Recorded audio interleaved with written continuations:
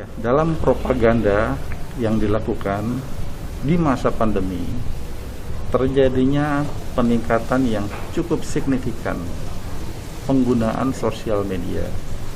Dikarenakan masyarakat banyak melakukan aktivitas dengan kegiatan isolasi, membatasi kegiatan-kegiatan sosial, dan tentu kita melihat potensi penggunaan dunia maya terjadi peningkatan yang cukup signifikan.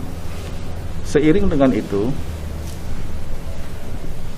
fenomena ini global, terjadi juga di berbagai belahan dunia, dan bahkan dalam Working Group United Nations Anti-Terrorism telah mengingatkan kepada semua, kita harus mewaspadai proses radikalisasi yang dijalankan oleh kelompok-kelompok jaringan terorisme melalui sosial media yang secara masif terjadi peningkatan di berbagai daerah di seluruh dunia.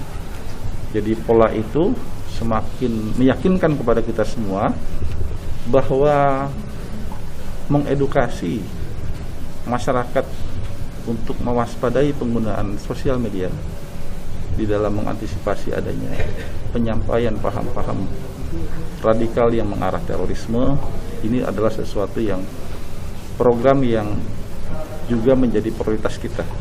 Dan bahkan kita tentu tidak bisa sendiri, kita mengingatkan kepada semua elemen masyarakat bahwa dalam penggunaan sosial media tentu kita harus waspada adanya informasi yang dapat memprovokasi, melakukan penghasutan, mengajak pihak-pihak masyarakat luas untuk sepakat dengan apa yang mereka sampaikan. Nah, ini tentu kita harus imbangi dengan literasi dan edukasi sehingga masyarakat pada akhirnya dapat dengan bijak memilih mana informasi yang bermanfaat dan mana informasi yang justru berpotensi membahayakan masyarakat, dikarenakan informasi itu termasuk tidak sejalan dengan nilai-nilai hukum yang ada di negara kita,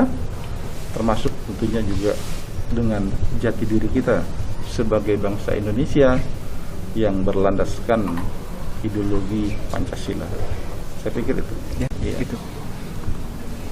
BNPT bersama dengan PPATK bersama dengan beberapa lembaga lainnya memiliki kegiatan dalam sebuah wadah Satgas DTT-OT, daftar terduga tersangka dan organisasi terorisme.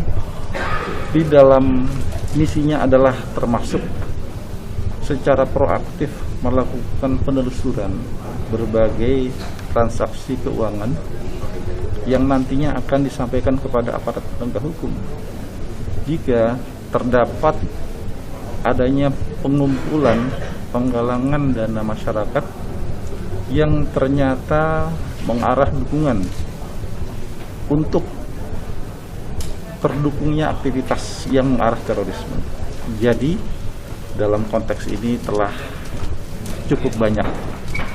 Saya tidak dapat mengatakan berapa rekening yang sedang ditelusuri, karena itu tentu menjadi kewenangan PPATK. Dan dari hasil penelusuran itu lazimnya itu akan disampaikan kepada aparat penegak hukum. Dan kita menindaklanjutinya dengan melakukan penyelidikan lebih lanjut. Apakah terdapat fakta terkait dengan adanya aliran dana yang mengarah mendukung aksi terorisme. Maka ketika ada, tentu sangat dimungkinkan terhadap pihak-pihak tertentu dapat dikenakan undang-undang terkait pemberantasan tindak pidana terorisme sebagaimana yang diatur di dalam Undang-Undang Nomor 5 Tahun 2018, termasuk juga tindak pidana pencucian uang terkait dukungan dana yang mengarah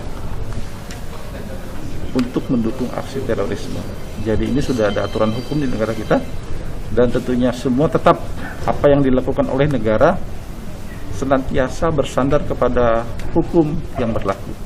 Jadi semua proses dilakukan dengan langkah-langkah hukum secara prosedural dan proporsional. Terima kasih.